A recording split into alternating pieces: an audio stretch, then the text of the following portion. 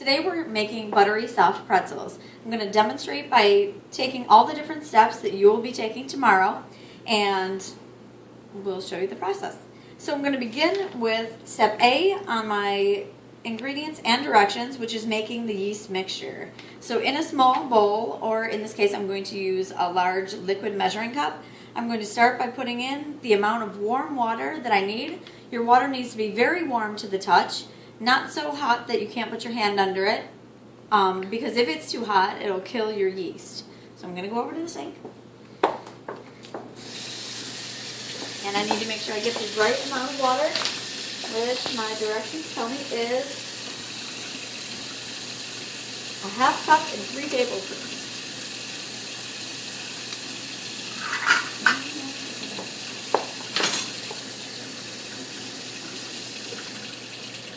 So if I read to my directions for step A, it says, yeast mixture in a small bowl, dissolve yeast and sugar in warm water until dissolved, then add vegetable oil. So I'm going to get my half cup first.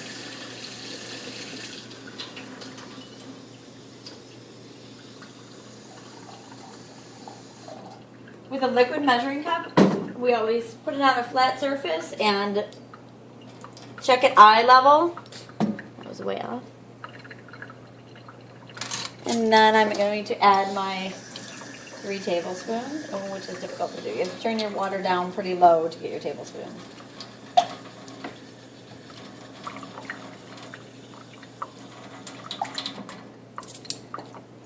I'm going to take this over to the countertop. And this is my yeast. And I need 2 teaspoons of yeast. I'm going to level that out to make sure I've got the accurate measure.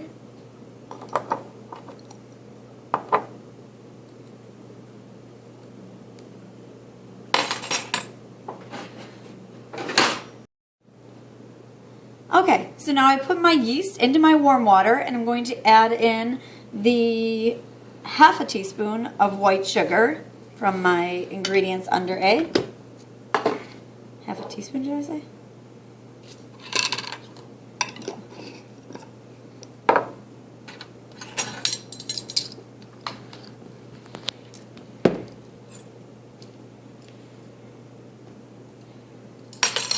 The sugar feeds the yeast and helps it kind of do its job. I'm just going to let that sit for a few moments while I measure out my dry ingredients into a separate bowl. So using my KitchenAid bowl, because that's what I'm going to be using to knead my dough, I'm going to put my dry ingredients, which are listed under step B. And the directions tell me, in a large mixing bowl, mix together flour, sugar, and salt. Stir to mix dry ingredients. So now I'm following along. It's step B in directions. Go along with the ingredients for B. So 2½ cups of flour.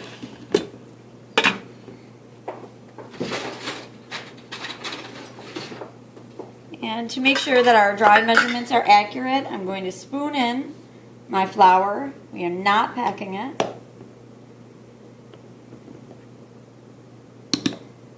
And I'm going to level that. Just drag it back and forth a little bit. Scrape the excess into the flour container, into my mixing bowl. That's 1 cup.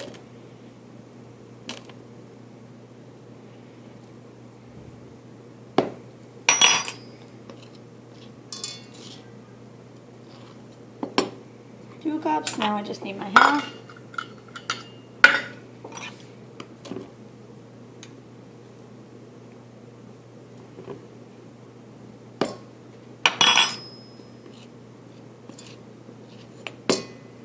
Alright, so 2½ cups of flour, 1/4 cup of sugar.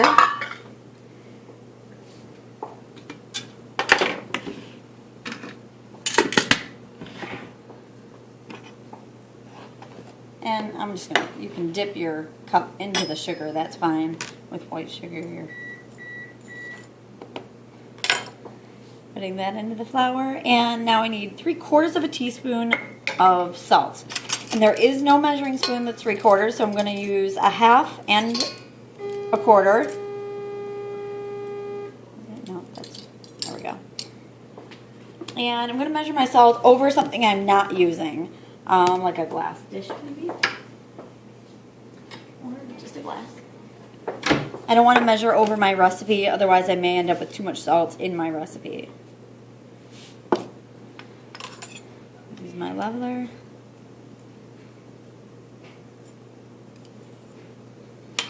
Put that into the dry. Just going to give this a mix. With your dry ingredients, you're going to make a well in the center. Step C says pretzel dough. Make a well in the center of your dry ingredients.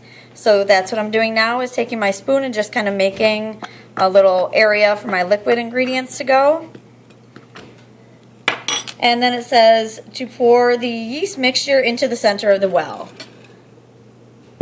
I'm going to come back to my yeast mixture now. In step A, we had put in the sugar and the warm water with the yeast. We did not add our vegetable oil yet. So at this point, I'm going to add in my vegetable oil, which is 1.5 teaspoons.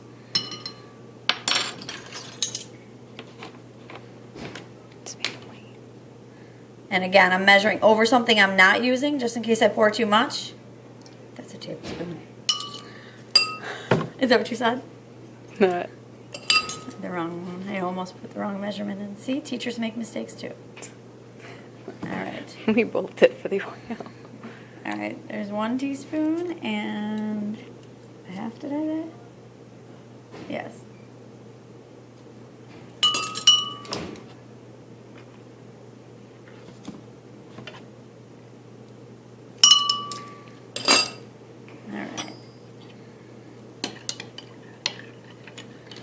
All right, now you can see my yeast mixture is all dissolved. There's no hunks of it in there, and you can see the oil floating. That's normal.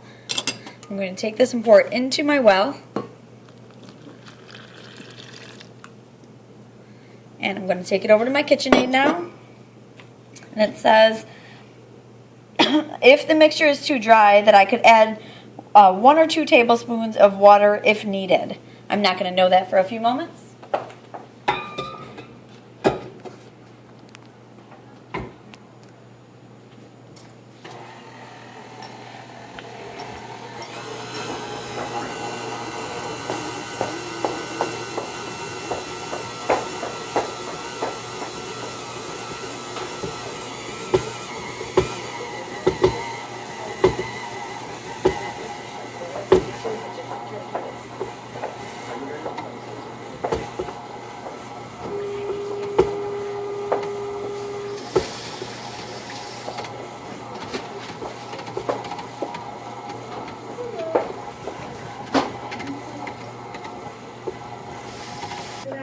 Okay, so my mixture has gotten to the point where it's pretty dry in my mixer. I'm going to unlock the KitchenAid, and to change from my beater to my kneading hook, I'm going to push up and turn and get the dough off of my beater.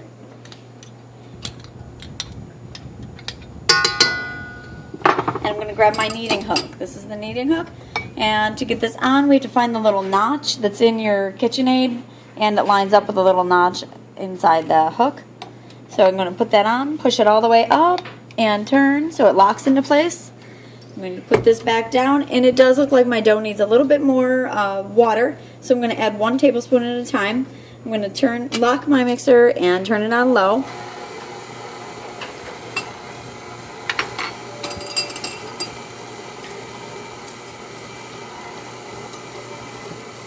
I've made sure I have, decently warm water, and I'm going to just put it in a little bit at a time.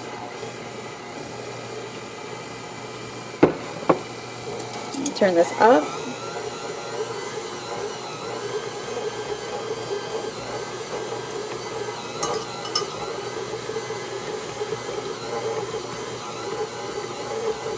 I'm going to stop my mixer for a moment because this is taking longer than I would like it to.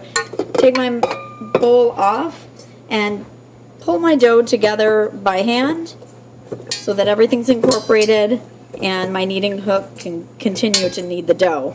If I didn't have a KitchenAid and I needed to knead this by hand, I would take it out onto a counter and use the palms of my hand to push, fold, and turn the dough. And you can do that for about 7 minutes to knead the dough, but because I do have a KitchenAid, it kind of makes my work a little bit easier. I just want to make sure that dough is all stuck together. Put it back into my KitchenAid. Let the kneading hook. Oops, gotta lock that. So we're gonna let this go for several minutes.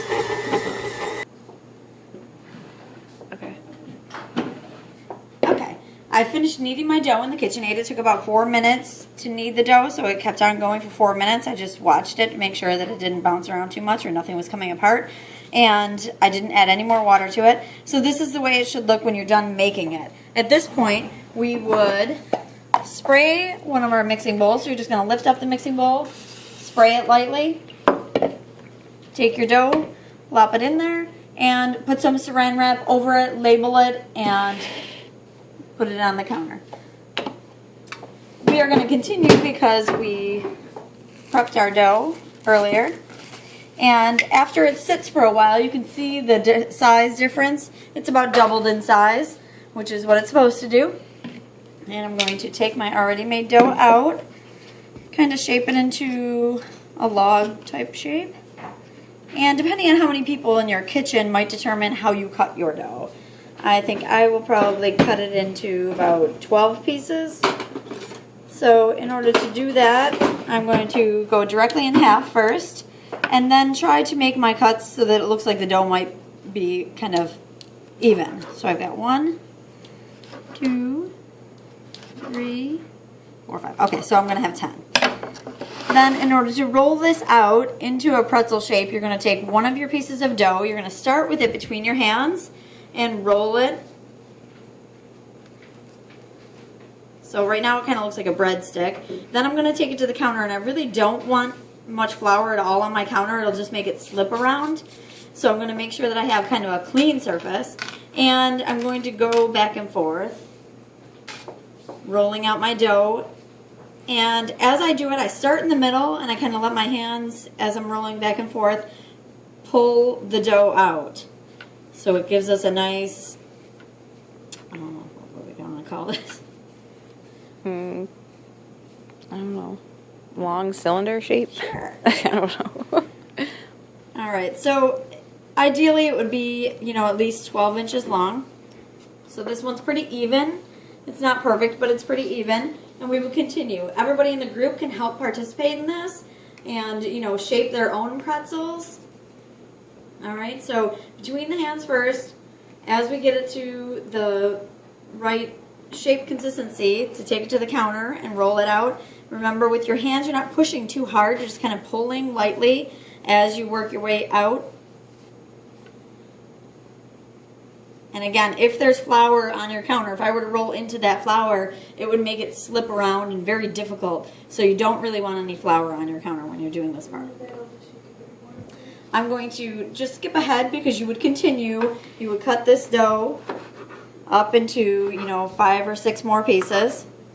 Yeah, that's good. And you would continue rolling these all out. After we roll them out, we go back to our directions.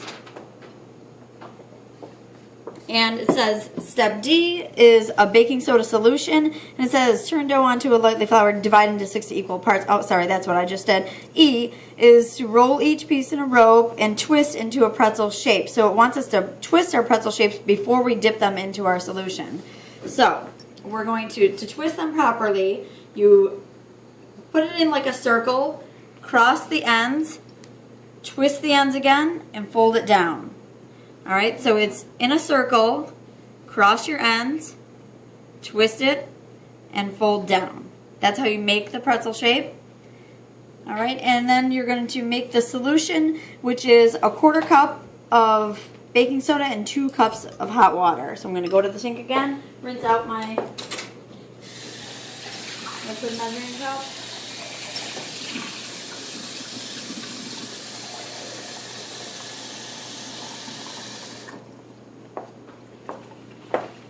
So I have my warm water, and I'm going to get my baking soda.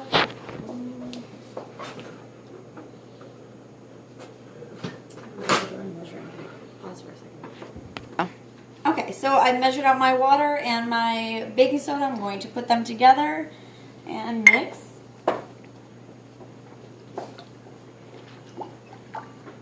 This will settle again too, so I'm going to get out my cookie sheet.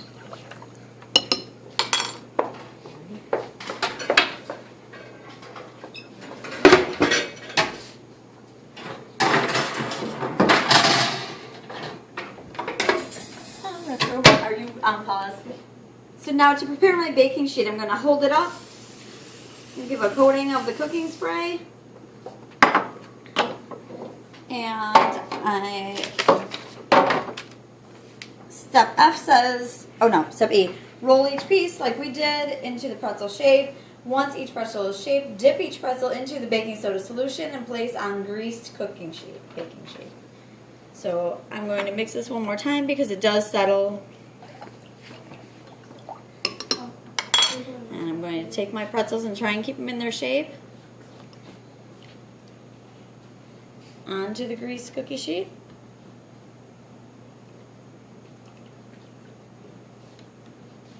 And you would continue doing this. We are going to put it into the oven. On step F it says sprinkle with kosher salt. So I'm going to get some of my kosher salt. You don't probably want to go, a little bit of salt goes a long way. So we just want to lightly sprinkle that on there. And everybody can do their own, so you have, you know, how much you like. Some people don't like any at all, that's fine. And they will have butter on them at some point. So we are going to put that in the oven. We would finish doing these and make sure that we set our timer, so we have not buttered them yet. We're going to set them in the oven for 4 minutes. At 4 minutes, we're going to take them out. They will not be done, but at that point, we would take our butter and just put, you know, some butter over top of the hot, partially baked pretzel, and then put them back into the oven for another 2 to 3 minutes. And then they should be nice and golden brown. Okay, my timer just rang. My pretzels are not done, but we are at that middle point. I'm going to turn my timer off. And at this point, we're going to butter the pretzels. So what I do is just take my little chunk of butter, hold it by the wax paper, and rub it on the top of the pretzels.